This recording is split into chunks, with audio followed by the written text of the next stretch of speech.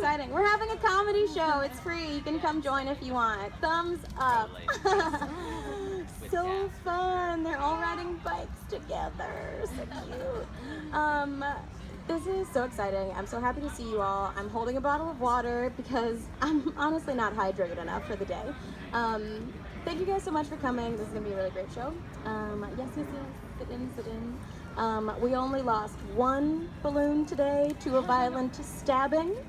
Much better than last week when someone had to leave the show and stop a woman who stole a balloon I tied to a log. So much better. Guys. Man, the world is so fun. The world is a really fun place.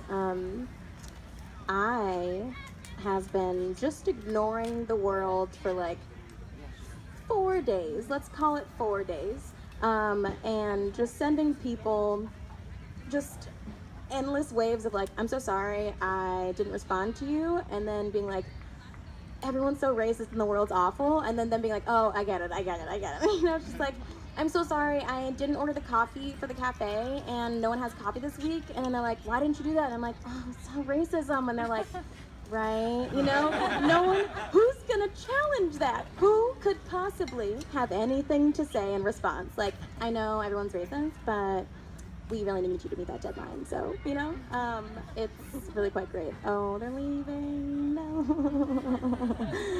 I'm so sorry.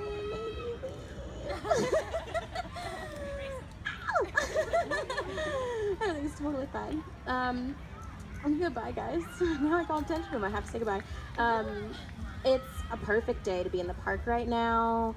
Earlier I was so sweaty. Right now I'm not very sweaty. Before I walked up here, I said, be very funny, not very sweaty. And just said that about 5 times, so I hope it's working. I have been listening to some podcasts this week in just a way of extending that vibe of like distracting myself from the horrible world. And I heard a fun podcast the other day. It's just like, it really painted a picture to me of like women dealing with the world well, considering the circumstances. And I just wanted to share that podcast with you, but it's just like too specific to do it by myself, and I just really need some help. I'm just gonna bring up my friend Andrea. She also listened to the podcast with me. Andrea, come on up. We're just gonna like show you what it was like, the two of us right now. Great.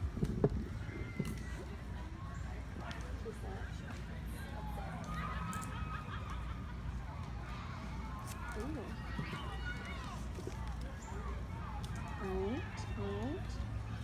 Welcome, listeners.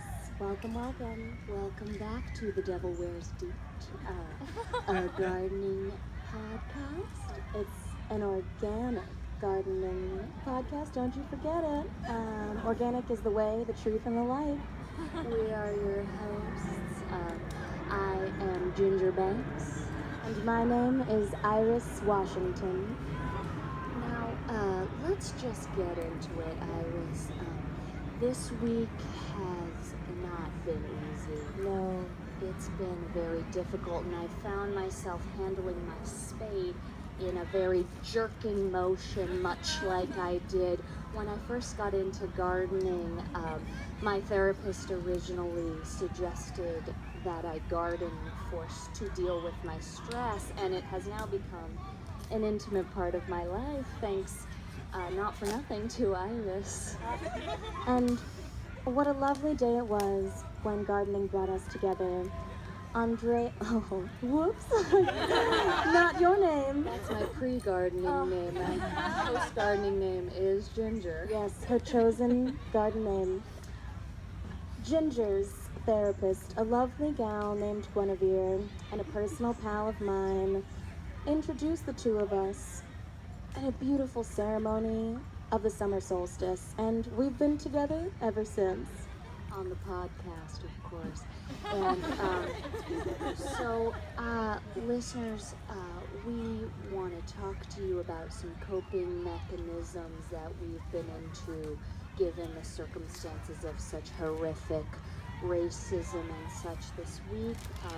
And Iris, if I'm not mistaken, you have some great compost, some ways of dealing with pain via compost. Right, Ginger. Now, when I find something troubling in the world, I like to turn to my fertilizer. Sometimes your diva cup isn't enough, and it takes tears from your eyes to fertilize the earth. I go into my compost. It's a big old pile of trash. I call it Steve Bannon if I'm feeling cheeky. I know, it's one of my racier jokes on this here podcast. Oh, Iris, I do similar. Iris goes to her compost in times of despair, and like I said, I tend to go back to my spade and I just say, down with the orange squash in the White House, down with the squash in the White House. And I have, my bicep has tripled in size since the election due to this. Now, how is your daughter Amelia? Yes, she's 17, looking at college, is she? Yes. Amelia is looking at colleges right now, and she's actually interested in the University of Virginia, which I'm gonna be honest, concerns me. Yes. I try to be a good citizen. I try to plant a seed every time I have a negative thought, but I don't want my little girl to be subject to danger. And sometimes, Iris has to come in and tell me, Ginger, you gotta let her live. You gotta let her grow like the seed that she is. There's always sage to get the bad energy out of a dorm, I always have to remind myself, but sage is a healer. But can sage kill a racist? That's the question that we're going to actually open up to listeners. If you want to email in at thedevilwearsdeet@gmail.com on whether you think sage is an appropriate counter move for these events, that would be helpful for me. Yeah, at least for us. Well, before we give you a special shout out from Casper Mattresses, proud sponsor of this gardening podcast, Ginger and I would like to leave you with the mantra we come back to every week on the podcast, and we'll say it together. We'll say it together right now.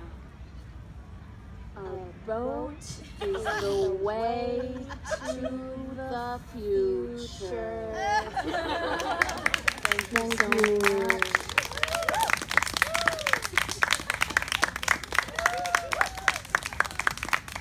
Guys, that was just my favorite podcast, and I'm so happy I could share it with you. Yeah, that was cool. Hey guys, we're having a comedy show. Hi, oh my gosh. So cute. Great, we have some wonderful comedians for you here today. I'm gonna get the show just rolling along and bring the first gal right on up. I just I feel like us meeting was just like a blur at a bar in Bushwick at a comedy show. I'm so sure that's what it was. But she had a bright, beautiful smile and was so friendly. She's a contributing writer at Gold Comedy. She has a show every second Tuesday of the month in Bed-Stuy, a bar on Ocean Avenue called You Up. It's sponsored by Babeland. Oh man, who Googled beforehand? This girl. Put your hands together for Blair Dawson.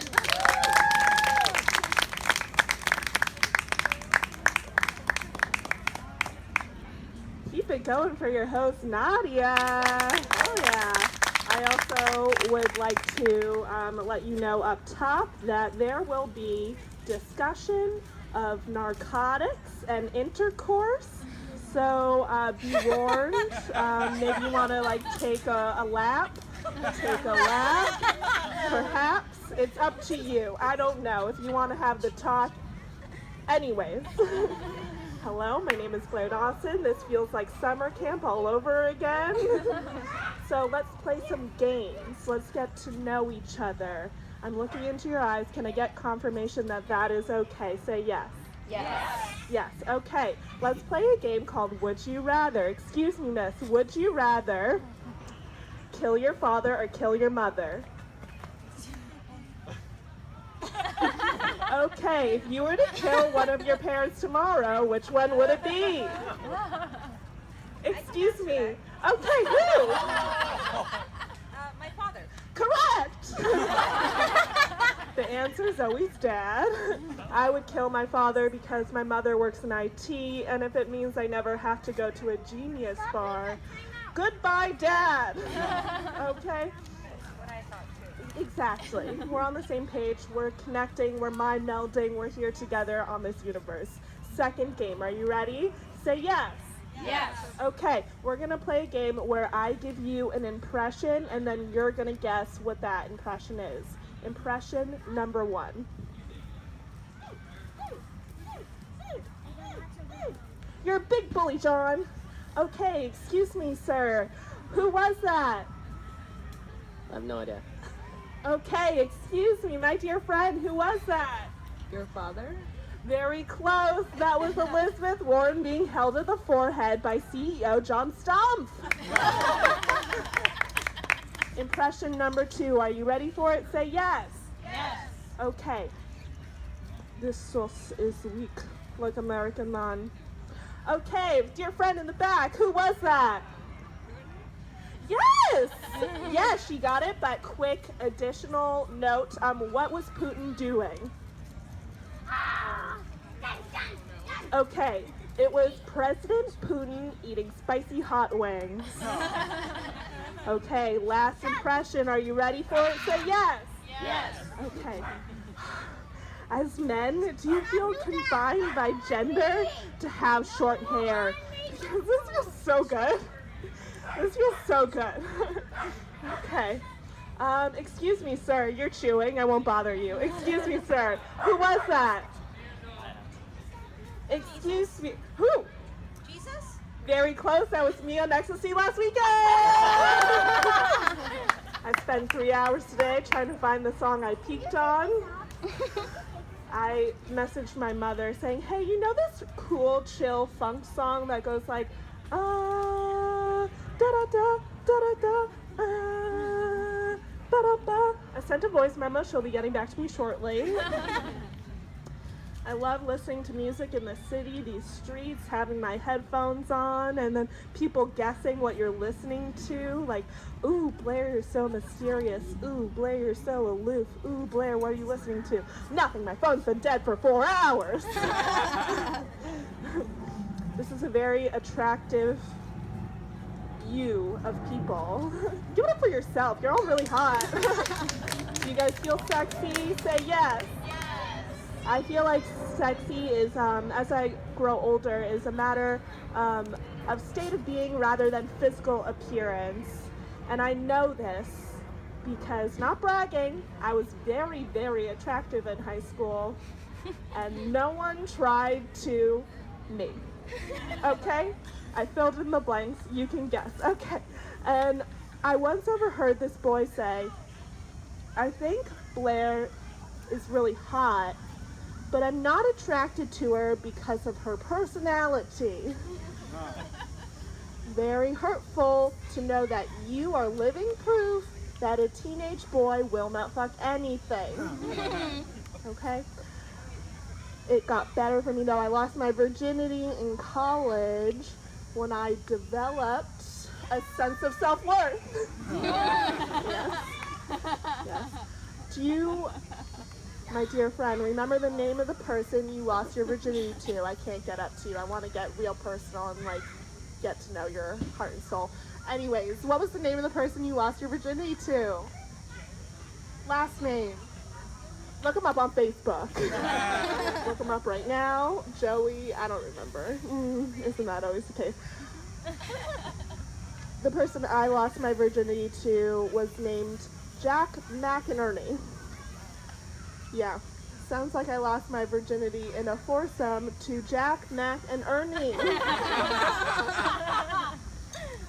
We were camp counselors, shout out to 2012, and our romance started as all great love stories do, making out on a yellow bus. And our summer of romance sparked behind the counselor's lounge where we would often make out. I had scratch marks along my backside for all of July, and my campers would ask, "Who hurt you?" The summer continued, the summer of love. By August, I told Jack that I was a virgin, to which he replied, "I know." And so, do you remember what you wore the night you lost your virginity, my dear friend? Does anyone here remember what they wore? But yes, my soul sister, hey! What did you wear the night you lost your virginity? Maroon pants and a black t-shirt. Classic. Yeah, if you didn't hear, maroon sweatpants, black t-shirt. We could all learn. Anyways, I lost my virginity wearing a matching Calvin Klein set of bra and panties, and to this day, it is still the nicest thing I own. The night of, I requested to be on top, which in retrospect was ambitious. You see, because I was trying to hula hoop while Jack was trying to pogo stick.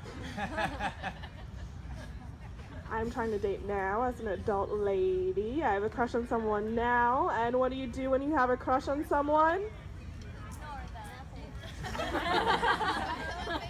Yes, you stalk them.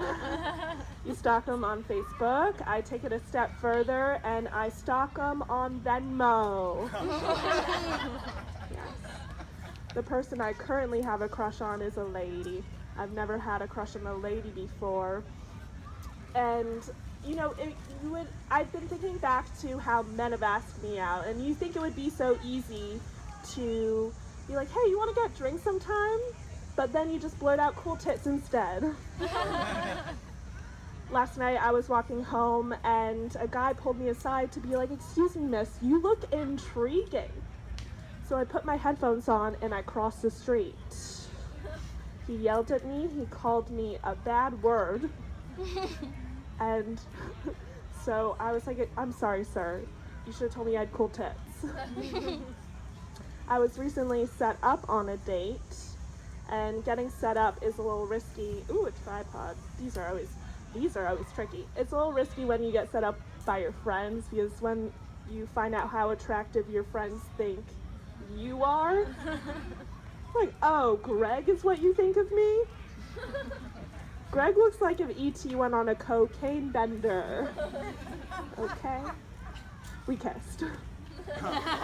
Okay, that's my time. Thank you guys. Bye-bye. You've been fun.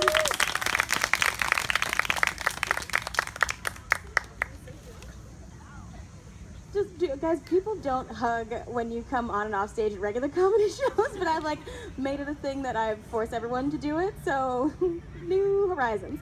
Put your hands together again for Blair Dawson. So good, so good, so good. Cool, moving right along. Our next comedian, he works at my job and worked a brunch shift today, and he's still kicking. He's gonna be at the New York Comedy Festival. Give it up for Brian Enck.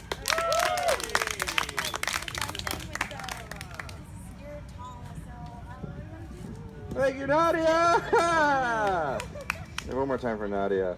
I'm gonna put these.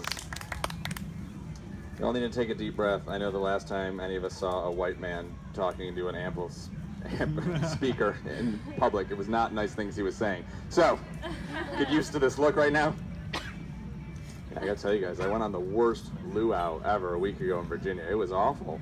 Oh my God. These guys kept screaming, white meat matters, and I was like, well, if all you have is chicken, I'll have it, but I'd rather have ribs. This is the worst barbecue I've ever been to. It's terrible. These guys called themselves the master race. There was no food. It was ridiculous. Kept yelling in German. I thought there'd be at least a little Wiener Schnitzel, but there was nothing. Yeah, that's a bunch of nonsense. It was the worst day to wear a white polo shirt on Saturday. That was terrible. I had to change right away. Okay, that's all my white supremacist jokes I have right now. We'll go back to it. This is fun. I've never done an outdoor park show, and it's maybe because I bump into the girl who just broke up with me recently. While she was on a date, we locked eyes, acknowledged what was happening as I was walking. Guys, this girl broke up with me because I wasn't Jewish enough. That's what she said. Wasn't Jewish enough, which is funny because about 2 months before that, a girl broke up with me because she thought I was too Jewish. So I'm trying to find a middle ground. It's weird because I'm Catholic. I don't know why. This is a thing. I gotta find my market, and I don't have it right now. I work where Nadia works at 61 Local. I've never had a food service industry job. Raise the hands, who's worked food service industry? Yeah? Everybody else went to college? Okay, cool. I hear that's fun too. It's the first food service industry job I've had, so it's my first time working with terrible customers, food service people. You know, terrible customers. You're like, you're not a person, are you? You're not a human being. That's amazing. You've had this behavior your whole life and no one's murdered you yet. That's crazy. I still remember the worst customer that I've had. I've worked there for a year, so I've had a food service job for a year. Still remember the worst customer I ever had. I was kind of new to the job, and I was making the wrong drink for everyone. It was always the wrong drink. I didn't know what it was. I would just be like, here you go. Don't know what it is. Have a good day. Every morning. So it was a mom and her son. I don't know how old mom was, but son's probably like 8, something like that. He's about to go off to school. She's about to go off to work. And my back's turned to them, and I'm making her drink, probably the wrong drink, but I'm making her drink. And I hear behind me, you see, Benjamin, that's why you work hard in school, so you don't have to make people's drinks for them when you grow up. Really, bitch? That's how we're going to start Tuesday? Okay. Okay. And I, for whatever reason, I normally probably should just repressed what I wanted to say. I should have bottled it down, because that's what you just have to do. You have to be like, thank you for your opinion. You know, you just have to, we'll make a note of that. But I just snapped. I just decided to say what I wanted to say. So I looked at her kid. I said, you know what, Benjamin, your mom's right. This isn't my favorite thing to do in the world. You should work hard in school and go to a good college. And when you get to that college, hang out with people that don't like your mom, because she's a piece of shit. And she's got to spend the rest of the day wondering, did the barista spit in my drink? Spoiler alert, yes, he did. And that's not a life you want, Benjamin. So be cool. I felt really cool. I wanted to be like, and I'm out of here. 4 more hours, I got to work. Okay, cool. I dropped my jokes. Oh, I did come up with one more white supremacist thing. If you guys bump into white supremacists, because apparently that's a thing that happens now, one thing you can do to them is tell them to look, because we have the eclipse coming out soon. You should tell them to look right at the light, because it gives them more white power. And we're going to have a bunch of blind Nazis walking around. It's going to be great. They're not going to know where they're marching. They're going to goose step into each other. It's going to be perfect. Yeah, I do comedy on the road in Trump's America, so it's a little different when you're making fun of him to like people, oh, you're wearing the hat, oh man. So I do Trump jokes, and I always do a disclaimer at the beginning, like, if you voted for Trump, I don't think you're bad people. I don't think all Trump supporters are evil, bad people. I know a few. I called him dad. I have no issue with them per se, just Thanksgiving was weird. So I'm doing my jokes. Normally it's not a big deal, but I've been punched twice now on the road doing Trump jokes. Same eye, it's the right hook every time. Right hook. First, I got into an argument with a guy. I just made a joke about the Confederate flag, and this guy showed me his shoulder, which had a Confederate flag tattoo on it. And he's like, you think that's funny? I was like, no, I think that's a swastika. And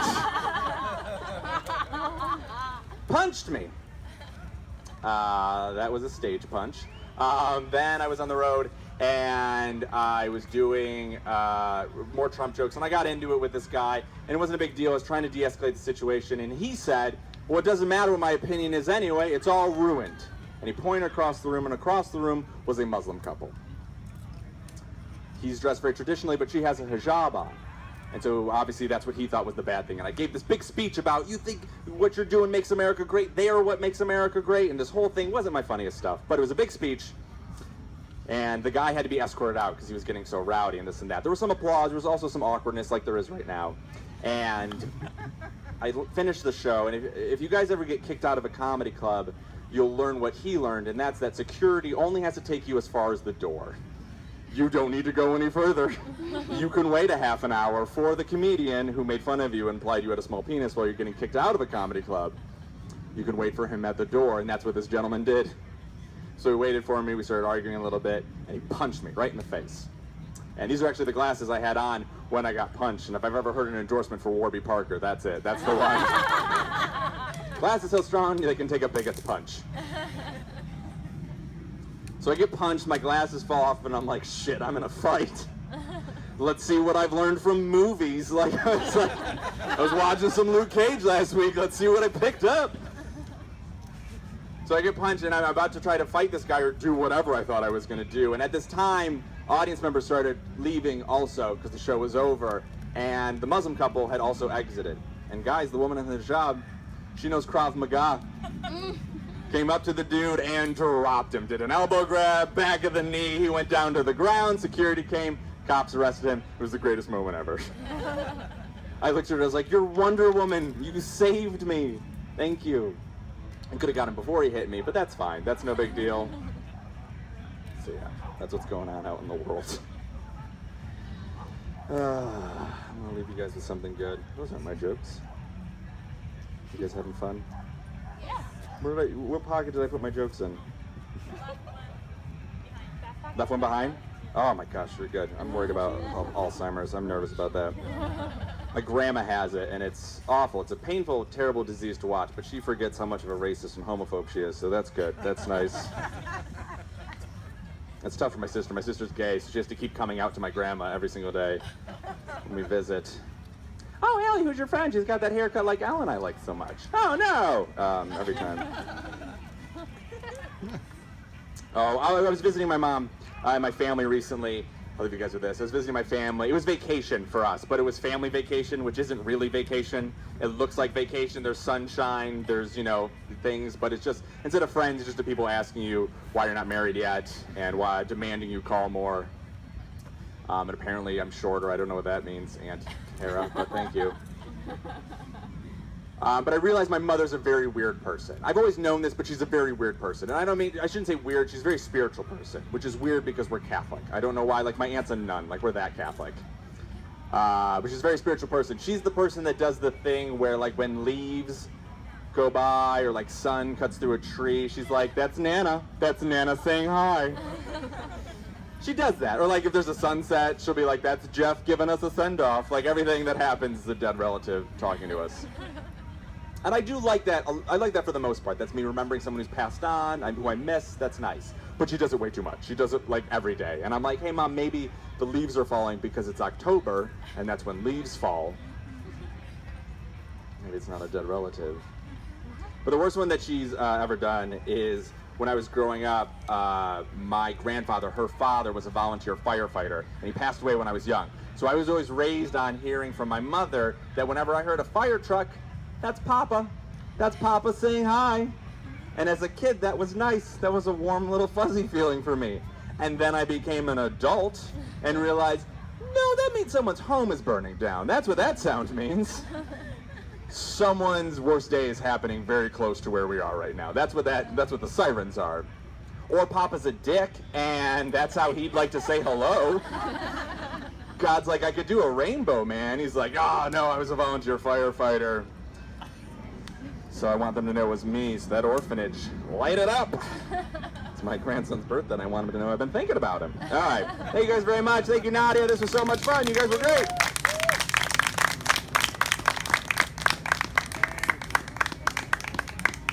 Give it up again for Brian. Guys, you're all so great. Before I bring up our next comedian, I'm gonna bring back this game I played last week. Brian's running out of the park. Goodbye, Brian. Goodbye. He just said, what if he fell? And then we all laughed.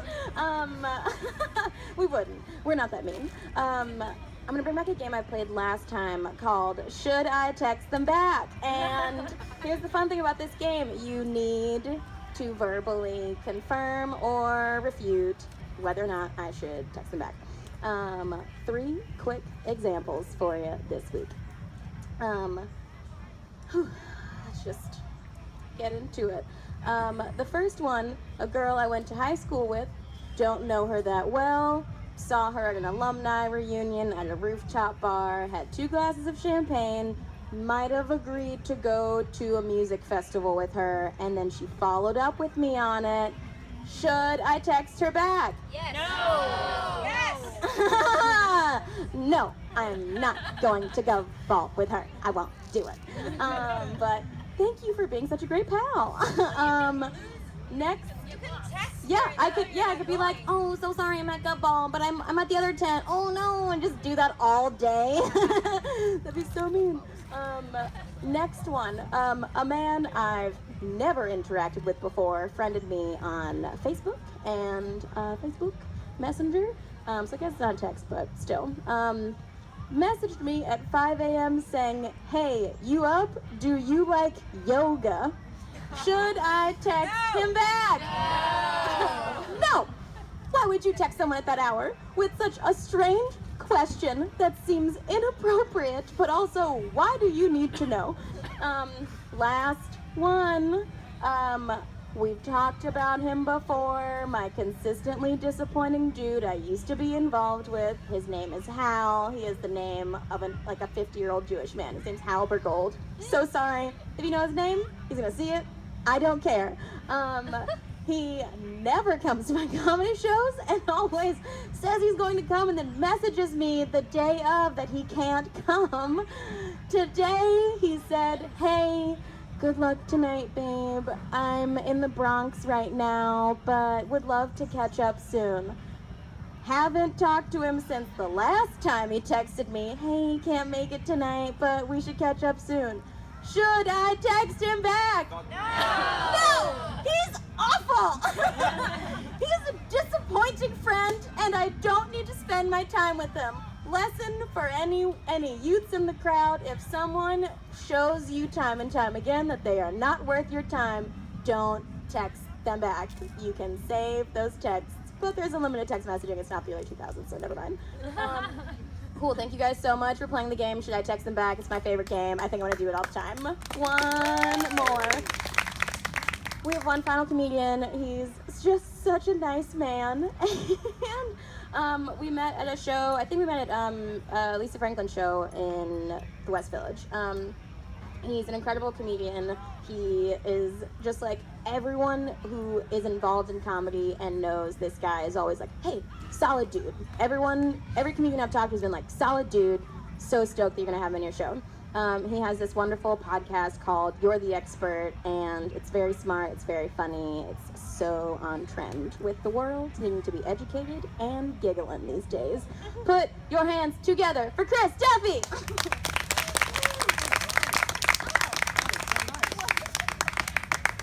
Wow, that was so nice. I can't believe that was like an endorsement that you normally only get at like a wedding or a funeral. I definitely have jokes that I want to tell you, but first there are so many things that I want to talk about which have happened. One is, I love that Brian told 2 stories about being punched by audience members, then finished his set and literally sprinted away as though he thought one of you was going to clock him. That is so great. Also, ma'am, what is your name? Anna Sophia, you are wonderful and have the clearest moral compass of anyone I've ever met. Each time she was like, no, yes, yes. It was unreal. Also, I just want to clarify for everyone, she was not wearing sweatpants. They were just maroon pants. How dare her name be slandered that way? All right? It makes a huge difference. Anna Sophia was dressed to go out. She wasn't just maroon sweatpantsing it. All right? That's very slacks. I'm not going to put slacks in her mouth, but you said slacks. I also just want to say it's so rare to be at a show where it's like normally you tell your first couple jokes to like gauge the audience to see like, oh, like what's the temperature of the room? What kind of people are these people? And I knew everything I needed to know when you guys were so wonderful and loved the first sketch so much. And as soon as Nadia said podcast, half the audience was like, podcast. Like, just the word podcast set everyone off. And then the real laugh of recognition at Casper Mattresses as well, like proving you guys really do listen to podcasts. Love it. Fully approved, stamp of endorsement on each part. Also, so hyper aware that you're gonna know every part of my body where I put things based on the fact that she was like, left back pocket, that's where your notes are. That was unreal that he didn't know on his own body where they were and you knew exactly where they were. That was crazy. Okay, that is, yeah. Brian was talking about hecklers. I feel like for some reason, comedians often, like, the thing that people are most curious about is what's your worst heckler experience rather than like, what's a time when shows went well? People are always like, tell me the worst time when someone yelled at you. But I have had two interesting ones. I'll tell you my two best ones. One was I was at a comedy club in Vermont and a man didn't like my jokes. Sometimes it happens. You know what? If you're telling jokes and everyone likes them, you're not trying hard enough. It's supposed to be only for some people. This guy shouted out, "This sucks!" Then he shouted again, "This sucks!" So, like they should have, the bouncers tried to get him to go.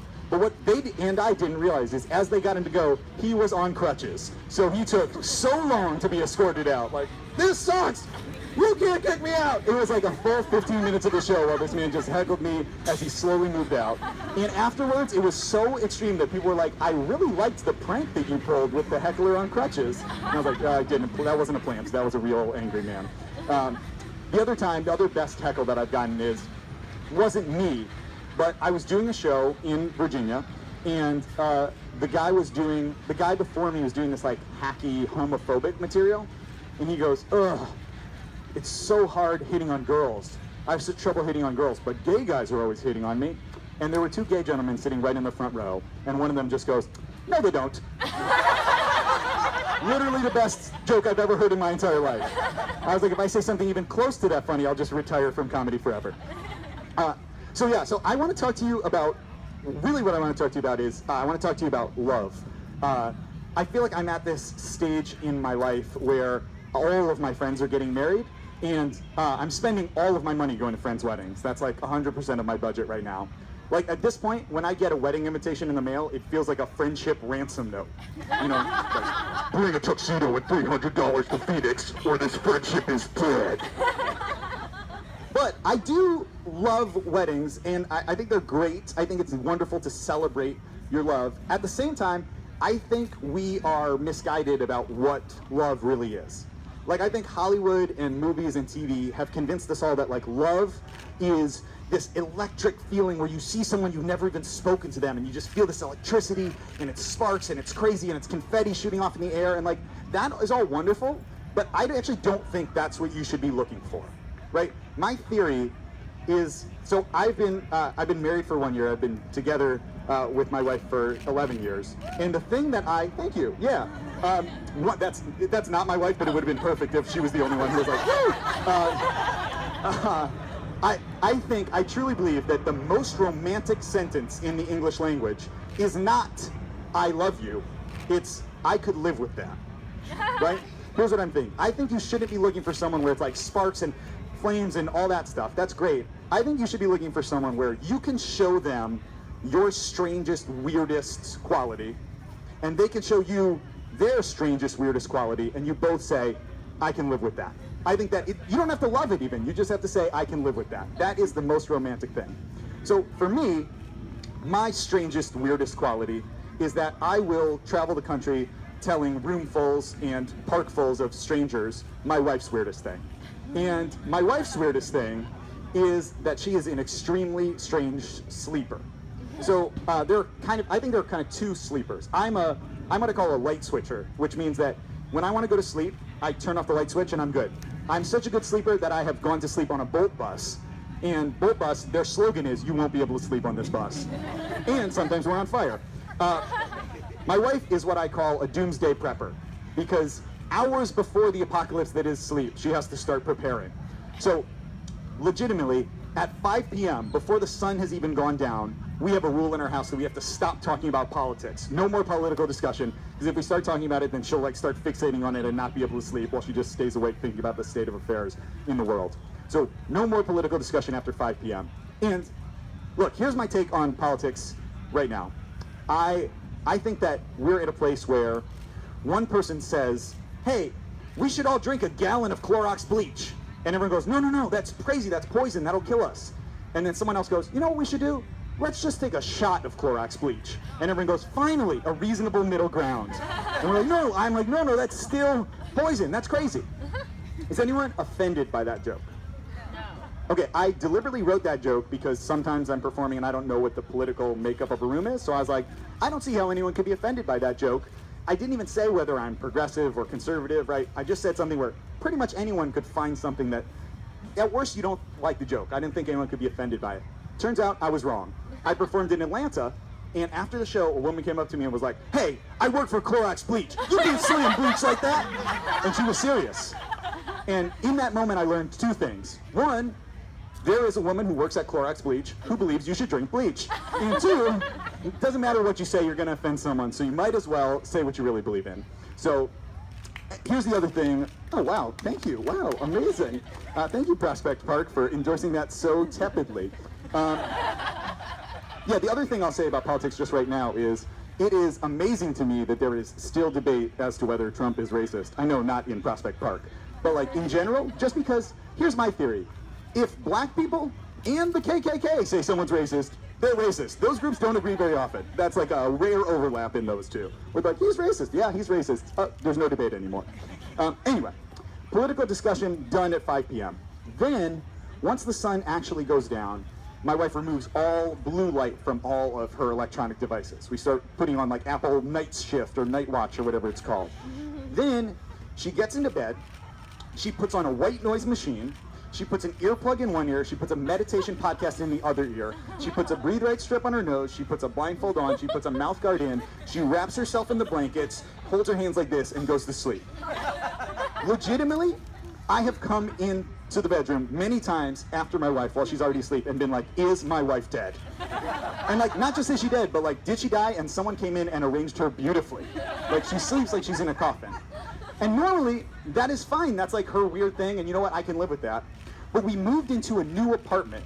And in our new apartment, apparently we learned that there are two locks. One lock is a lock that you can open from the outside, and we discovered that one lock is a deadbolt that can only be opened from the inside. We learned this because I was out late at a show, and for this particular show I had to wear a suit, so I was in a suit, and I texted my wife, hey, Molly, I'm gonna be home late. Feel free to go to sleep. No need to stay up. So she turns both locks, turns her phone on airplane mode, puts her earplugs in, puts the meditation podcast in, turns on the white noise machine, goes to sleep. I come home, I have my key, and I try and open the door, and it won't open. And then I bang on the door, and I ring the doorbell, and she cannot hear me because she is literally in a coffin. And then I'm banging for an hour and a half, and finally, I just had to give up. Like, I had sent her a series of 40 text messages that ran the whole emotional gamut from like, hey, I think you might have locked me out, to, Molly, open this door, I'll kill you, to, oh my God, are you dead? Should I call 911? And so I leave, and luckily my parents live here, so I was like, I'll just go and I'll stay on my parents' couch or in their extra bedroom. And so here's what I learned in this moment is if you lock yourself out, like you leave the keys in and the door closes and it locks behind you, everyone has sympathy for you. But if your wife locks you out and she is still in the apartment, everyone blames the victim. The cab driver on the way to my parents' place was like, you know why she locked you out? It's because you came home too late. And I was like, no, I think it was an accident. He's like, no, it's because you came home too late. I'm like, okay, fine. Anyway, I get to my parents' place, I sleep on their couch. I'm concerned because I'm like, is she okay? Like, should I call 911? Like, maybe she's hurt? Is she just sleeping or is this something going on? I don't sleep. I'm like fitful all night. I'm trying to figure out what's going on. Finally, at 6 a.m., I get a series of text messages all in a row, all from her, that are like, oh my God, I am so sorry. And she sends me a photo of the deadbolt, and it still has this sign taped up over it right in our house, still right now, that just says, Molly, no! She taped that over it. Now, normally this would have just been the end. I would have just been like, great, now I got locked out. It's kind of an interesting story, that's done. But this day was so busy for me, so I didn't have time to go home and change. I had to go record this podcast because I do this podcast that where we talk about it's me and another person, and they try and teach us about personal finance. And normally our guests are just like a coupon expert or like an accountant. But this day, we had our only celebrity who we've ever had on the show. And I didn't have enough time to go home, so I literally got up. I'm in the suit that I slept in. I haven't really slept well because I was so nervous. I city bike 40 blocks down to the studio. So I get there, and I'm sweating, and our special celebrity guest is former Congressman Barney Frank, who's from the Dodd-Frank financial reform bill. He's also notoriously a cranky, kind of crotchety guy. Like, he walks out of interviews if he doesn't feel like he's being respected. So I'm there, I'm sweaty, I'm disheveled, I'm in the suit, I haven't slept at all, and I'm like, he's gonna walk in, and he's going to leave immediately. He's gonna feel so disrespected. But he walks in the studio, and he sees me, and we just have this moment of connection between the two of us, and he just goes, I like this guy. I also slept in my suit last night. And he just had the best interview of all time. Now, I came home, and I told my wife that story, and she was like, before we had a rule that I could talk about anything, but I don't talk about our home life, and I don't talk about her on stage. And she felt so bad about locking me out. And she's like, I understand now after this whole thing that you will have to tell the story about how I sleep on stage. And I can live with that. And I said, I love you. All right, have a great night. Thank you guys.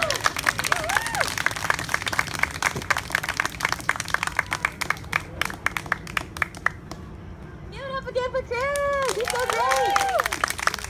Guys, I wanted to just bring us in and like center us before we part. We had some great comedians tonight. We listened to a reenactment of a beautiful podcast with Andrea Simmons. We had Blair Dawson, we had Brian Enck, we had the wonderful Chris Duffy.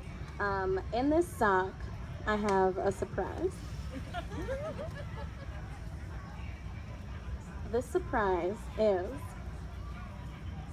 a massive sage stick wrapped in dried flowers. I'm going to leave you with a wonderful quote that my dad told me around the election that I bring myself back to whenever I'm feeling sad. My dad was on the phone with me, and we weren't in high spirits, and my dad is always a very positive man, and he says, all right, sorry, I just realized there's a bungee cord in the tree. Like someone was hung there. Not what my dad said, getting back on track. He said, hey, Nadio, which is what he calls me. Nadio, just be careful out there. I love you, and the world is a sad place, but you gotta be careful because deception is everywhere. And he went from that just intense piece of advice of like, you don't know who you can trust because deception is everywhere, because he grew up in the South during the Civil Rights Movement and learned that some people you trust will hurt you.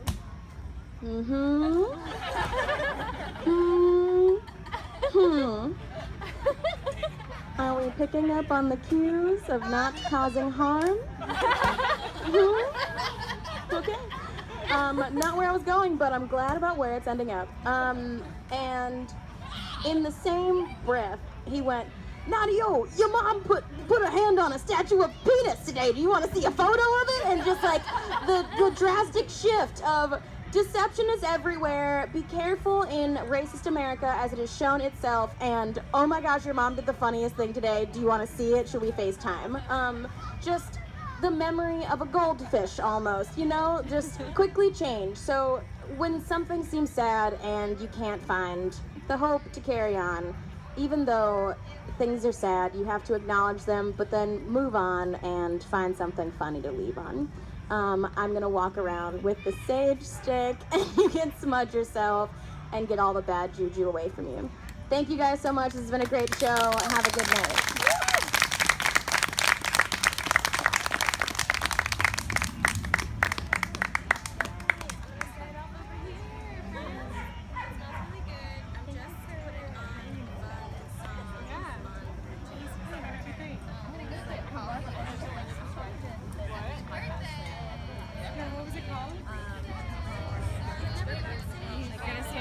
Hi, just subscribe to your podcast. Yes. That It's just like the podcast. Just you said it's just financial stuff. Oh, actually, we do too. So Oh, cool. there's one that's called Years Answer. That's like actually ours, and another one they just hired me to be the idiot that they could teach. No, that's really cool. Have you heard of Bad with Money with Yes, Debbie Dunn? it's totally similar. Yeah. Okay. Cool. She's great. She. Have you heard of her? I have, yeah. That's cool. Photographer who's there. Oh, that's really cool. Awesome. My name's Alex. Nice to meet you. Yeah, that when you said that like. I would say, No, I know exactly. I'm not saying I didn't come up with the idea first. I definitely feel like I'm like, That's cool. What's the, so maybe expert? Was it a long day at work? You read it on? you're the expert. Great.